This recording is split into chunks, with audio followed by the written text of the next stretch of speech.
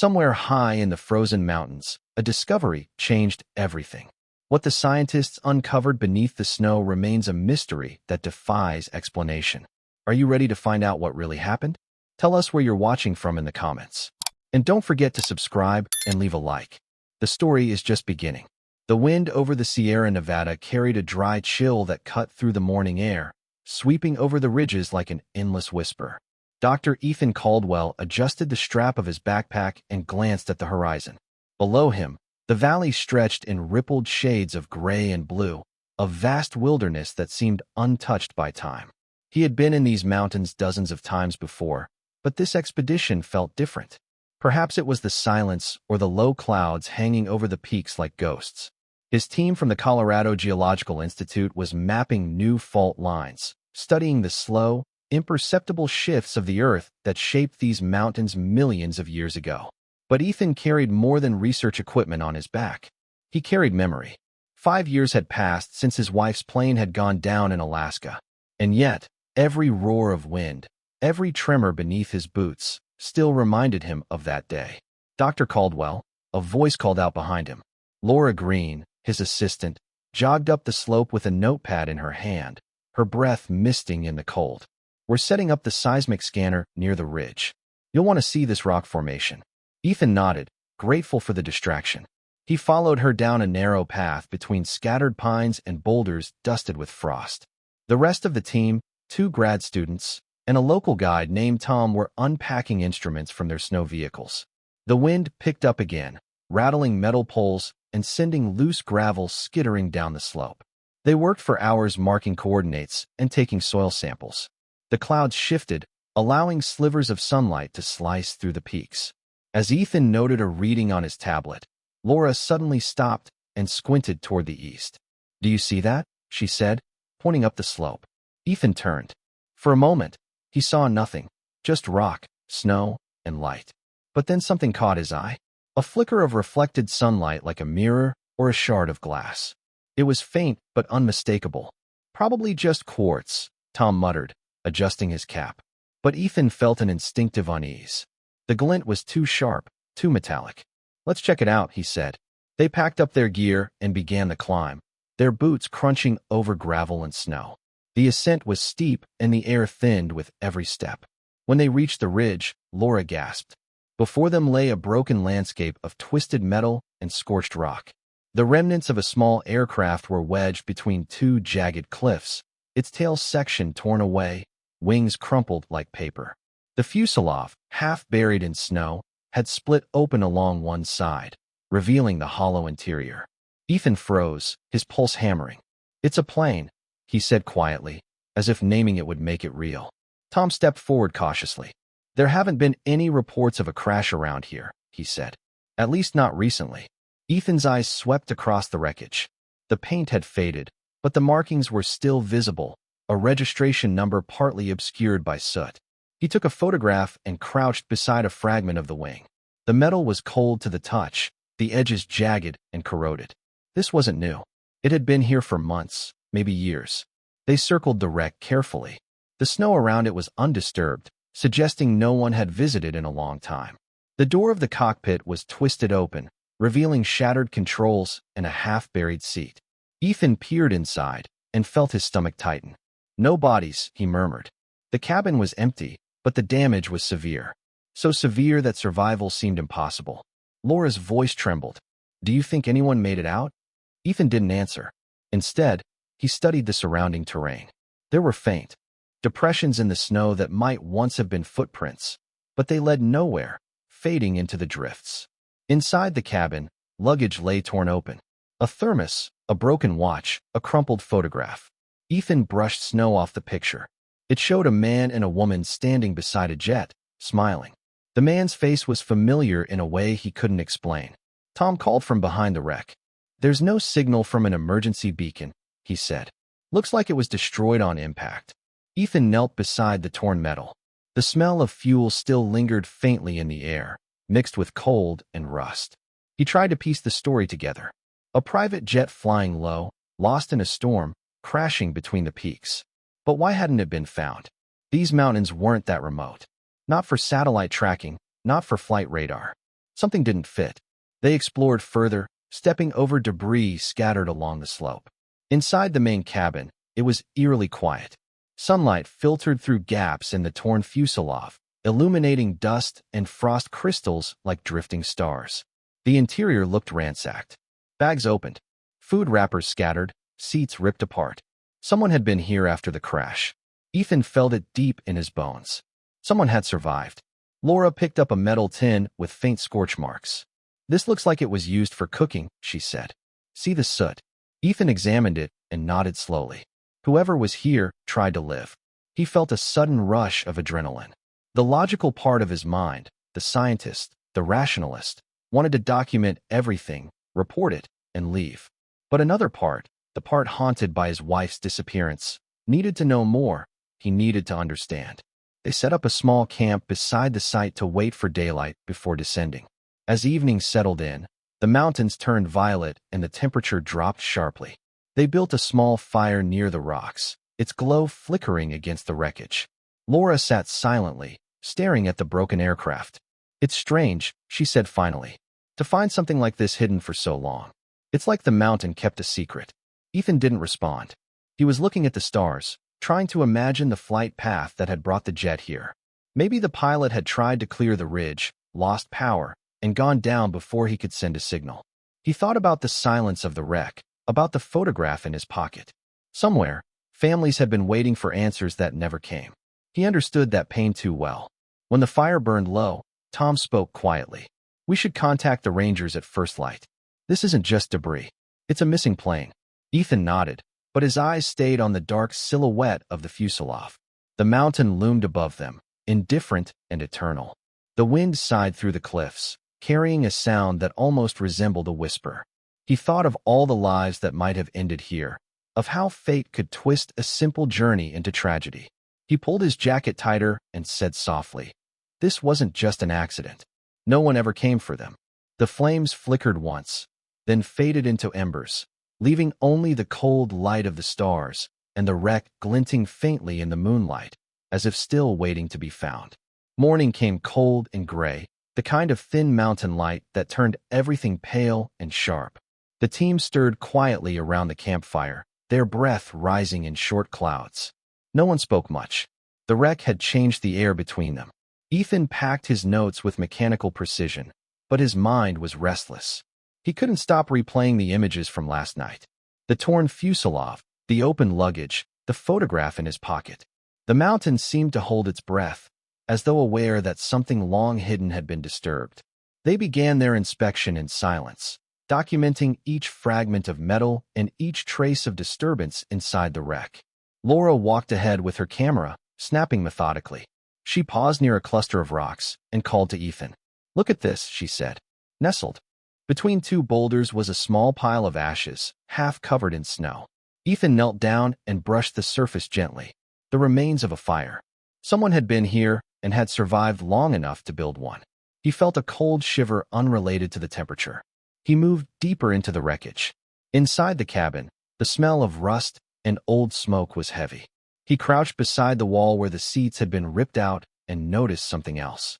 Marks scratched into the metal near the doorway. Letters, faint, jagged lines spelling out what looked like, "Help us." He traced them with his gloved fingers. Laura leaned over his shoulder. "That's desperate work," she whispered. Ethan nodded. The scratches had been made by something sharp. Maybe a broken piece of glass. The implication was clear. They had waited for rescue that never came. By midday, clouds rolled over the ridge, bringing snow that melted as it touched the warm metal. Tom checked the equipment readings while the students gathered debris samples for analysis. They found no human remains, no identification tags, only fragments of survival. A torn coat, a crushed canteen, a set of footprints fossilized in the frozen dirt outside the fuselage. "This site's been untouched for months, maybe longer," Tom said. "Whoever was here either left or didn't make it far." Ethan scanned the terrain through his binoculars. The valley below stretched endless and empty, but faint trails zigzagged down from the crash site. The direction pointed west toward a dense forest and a series of ravines. He lowered the binoculars slowly. "If they went that way, they were looking for shelter," he said, "and probably water." His voice carried a weight that silenced the others. Laura looked at him curiously. "You sound certain." Ethan didn't respond. He had studied survival patterns before. He knew that people driven by hope follow logic until exhaustion takes it away. By late afternoon, they reached the cockpit. The control panel was shattered, wires tangled like veins.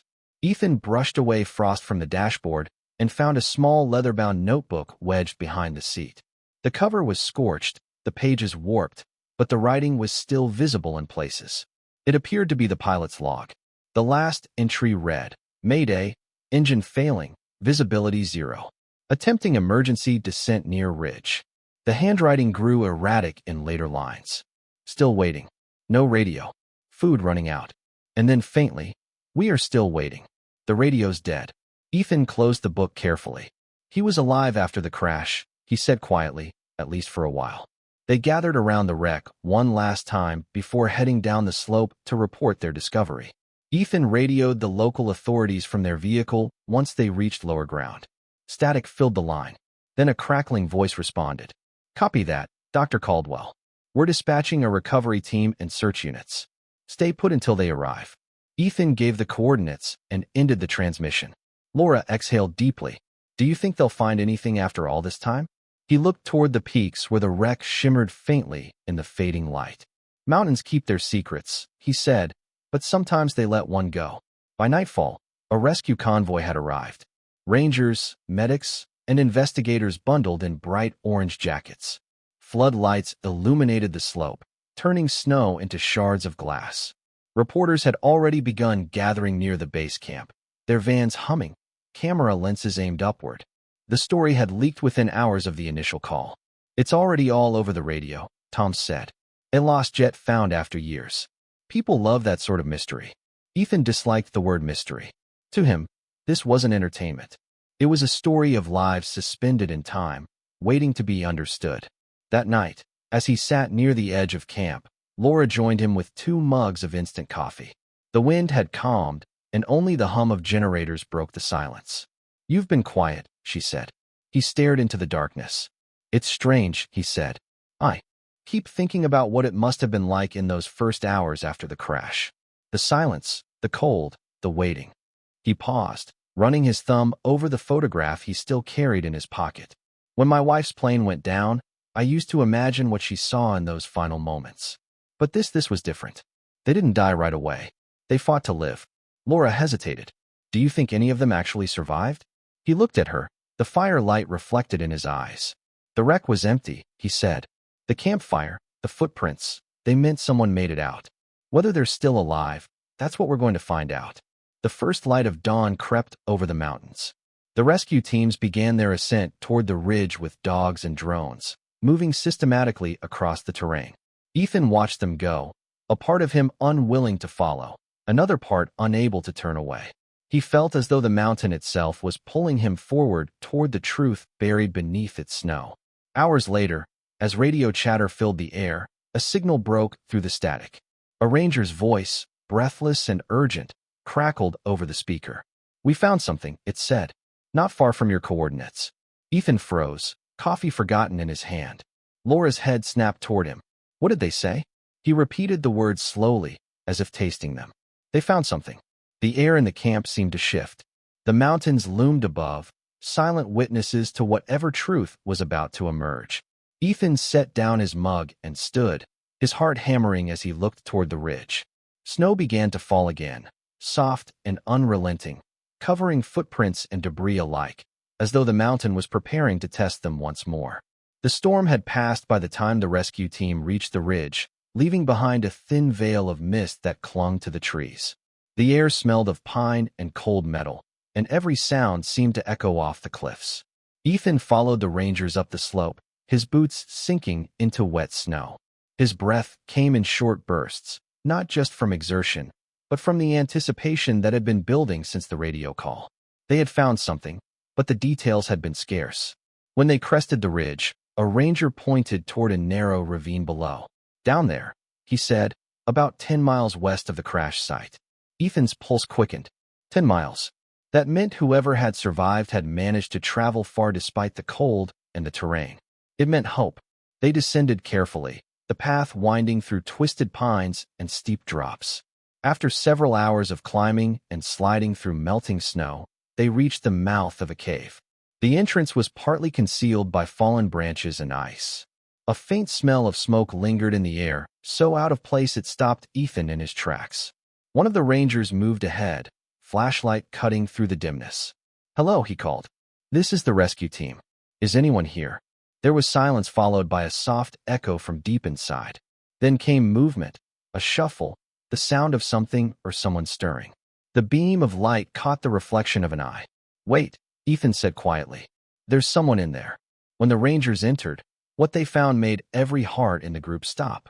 5 people sat huddled together near the back of the cave, wrapped in makeshift blankets made from torn aircraft seats. Their faces were hollow, skin pale, and cracked from windburn, hair matted and thin. One of them, a woman, blinked against the sudden brightness and whispered, "You found us." Her voice was raw, almost breaking. The ranger knelt beside her, lowering his flashlight. "We're here to help," he said gently. "You're safe now." The survivors were quickly identified as 2 passengers and 3 crew members from the downed private jet. The pilot, Samuel Hayes, was barely conscious, his lips blue with cold. The others, Rebecca Moore, flight attendant Claire Reeves, and 2 crew engineers, Derek and Luis, were alive, but weak. Ethan felt a surge of disbelief as he helped lift Rebecca to her feet. She was trembling violently, her body little more than bone and sinew. Yet when she looked at him, her eyes held something fierce and unbroken. "How long have you been here?" he asked. She took a breath and said, "Since the spring. 6 months, maybe more." Back at base camp, medics rushed to wrap them in thermal blankets and administer fluids. Reporters were already gathering below, but the scene was too fragile for cameras. The survivors spoke little that first night. Exhaustion had stolen their strength. Ethan stayed near the tent where Rebecca rested. Her hands clutched the edge of the blanket as if afraid it might disappear. He sat quietly until she finally said, "We thought we were dead. We thought no one would ever come." Her voice cracked and tears carved pale lines down her dirt-streaked face. "We buried the others in the snow," she whispered. "We couldn't leave them like that." Over the next few days, as the survivors slowly regained strength, fragments of their story came together. Rebecca explained that the jet had gone down after a violent electrical storm shorted out the instruments. The impact had killed several passengers instantly, but 5 of them survived, including the pilot. With the radio dead and supplies limited, they had turned the wreck into a shelter, rationing food and melting snow for water.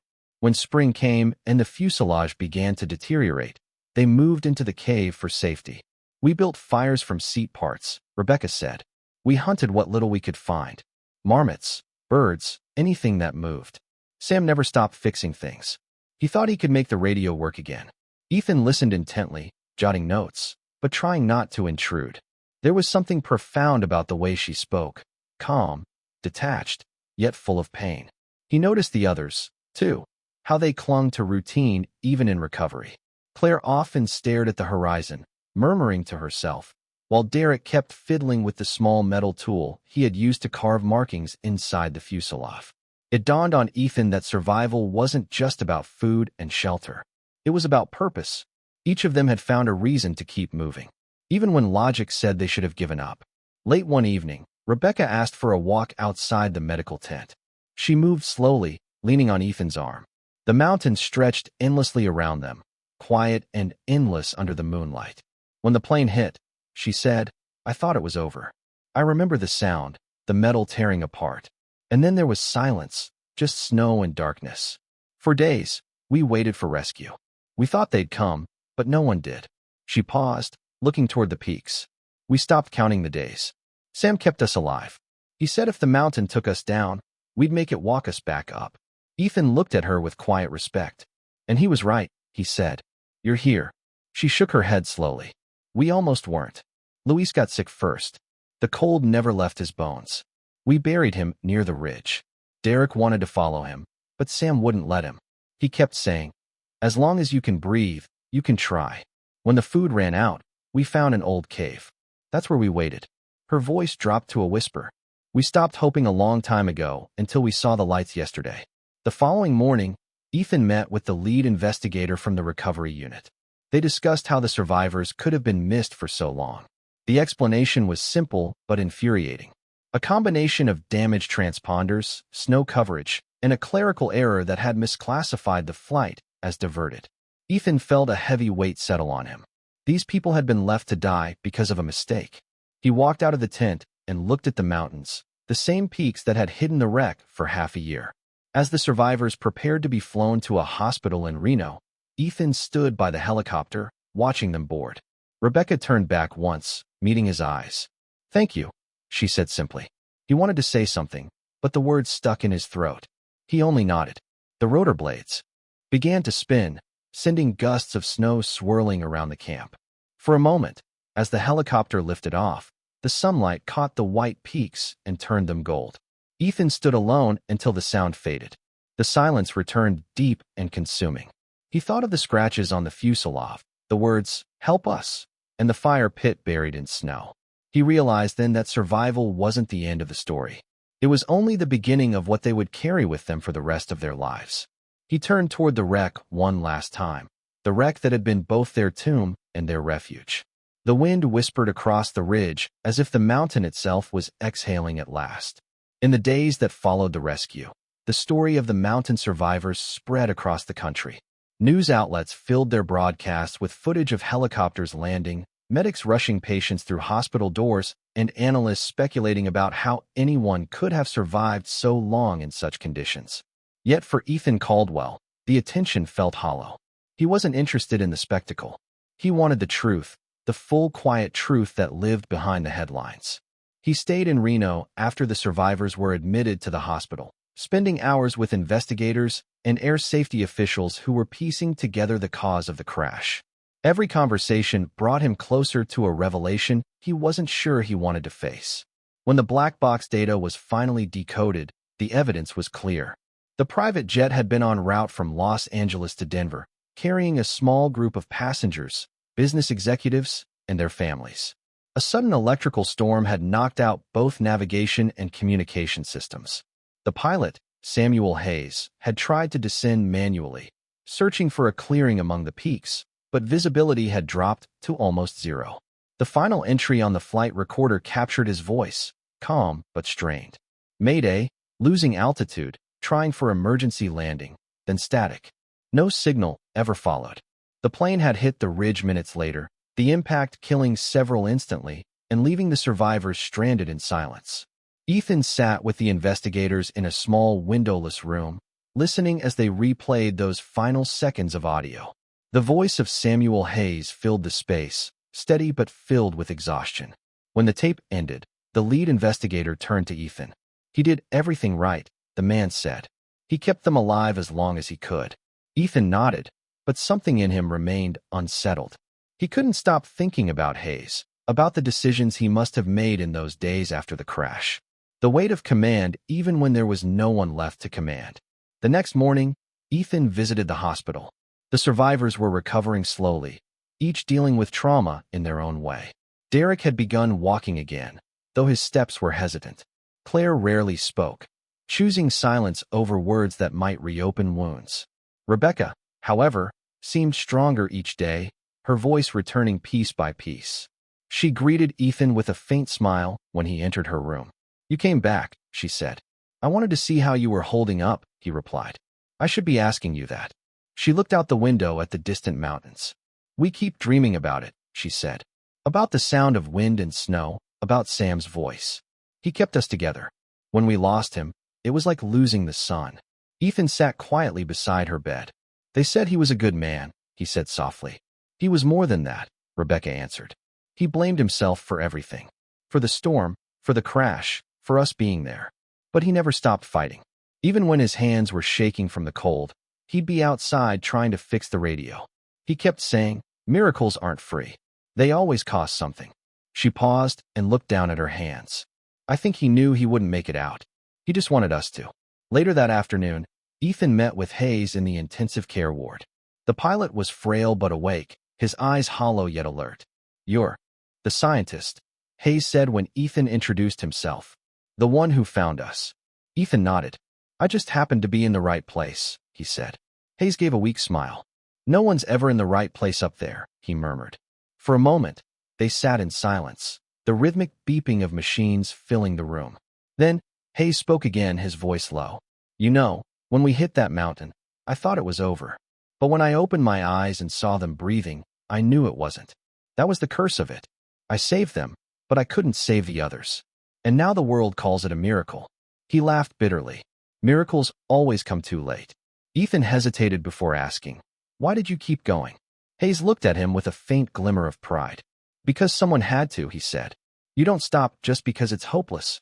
You keep going because they need you to. His eyes drifted shut for a moment, and when he opened them again, they were distant. I've seen too many things, and suddenly, I figured if I had to die, it'd be trying to keep someone else alive. Ethan nodded, feeling a quiet ache settle in his chest. That evening, after leaving the hospital, Ethan sat alone in his hotel room, the city lights of Reno flickering below like scattered embers. He opened his notebook and read through his field notes from the crash site. One entry caught his attention, the serial number etched onto the wreck's tail fin. Something about it felt familiar. He searched through his old files on his laptop, the ones from his wife's accident 5 years earlier. When he compared the documents, his heart froze. One of the passengers listed on the mountain flight was the fiancé of a woman who had been on his wife's ill-fated plane. The coincidence was staggering, but it also felt like closure, a quiet, painful symmetry. He closed the laptop and stared out the window at the dark horizon. Everything that had haunted him suddenly aligned into something he could finally accept.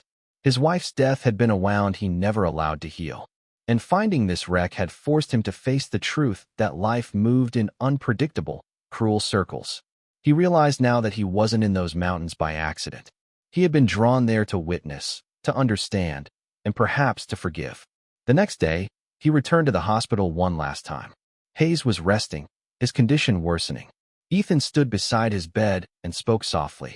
You did what you could, he said. You gave them a chance. That's more than most ever do.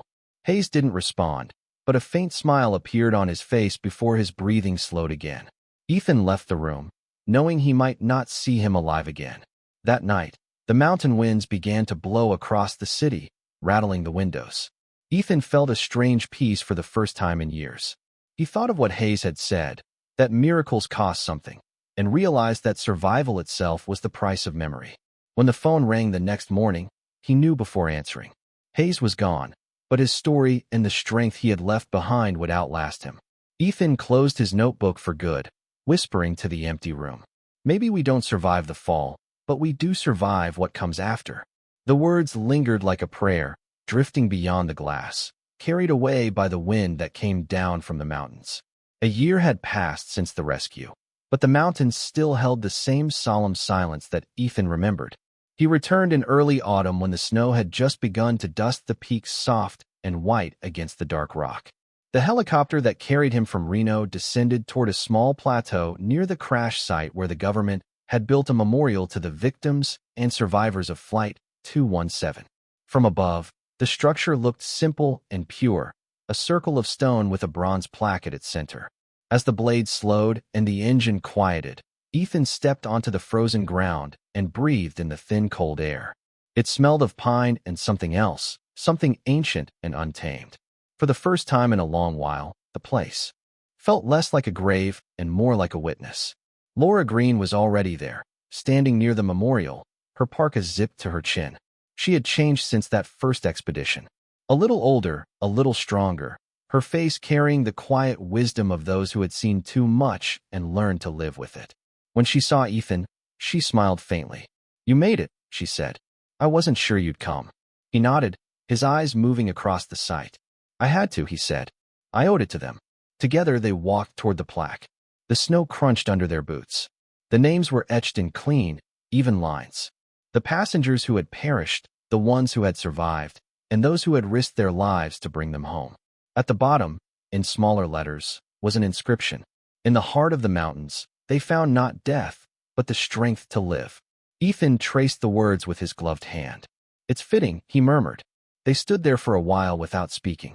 The wind swept through the trees, carrying the faint sound of distant birds. Below the ridge lay the remnants of the crash site, now cordoned off and preserved. From here it looked peaceful, almost like part of the landscape. Nature had begun to reclaim what it once rejected. Ethan felt both sorrow and relief. He remembered every detail of that first day.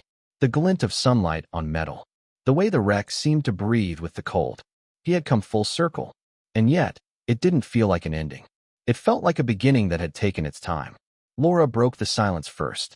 "Rebecca's doing well," she said softly. "She's working with a foundation that helps families of crash victims. She wanted to be here today, but she said she wasn't ready yet." Ethan nodded. "That makes sense. Some places don't let go easily." Laura looked at him and said, "Neither do some people." He smiled faintly. "Maybe that's not a bad thing." He pulled a small metal plaque from his bag. The engraving was simple. For those who waited and for those who found them. He knelt beside the main memorial and placed it at the base, brushing away the snow. When he rose, the sun had begun to break through the clouds, sending soft beams of light across the ridge. The snow glowed gold in places, and the air shimmered faintly. Ethan closed his eyes and let the warmth touch his face. He could almost hear voices. The laughter of the research team, the echo of Rebecca's calm strength, the quiet courage of Samuel Hayes. They were all there, woven into the silence. He opened his eyes again and turned toward Laura. "You should take the lead on the next expedition," he said. "You're ready." She blinked, surprised. "Are you sure?" He nodded. "This chapter's done.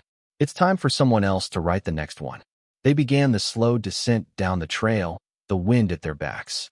The valley stretched endlessly below, a mix of light and shadow.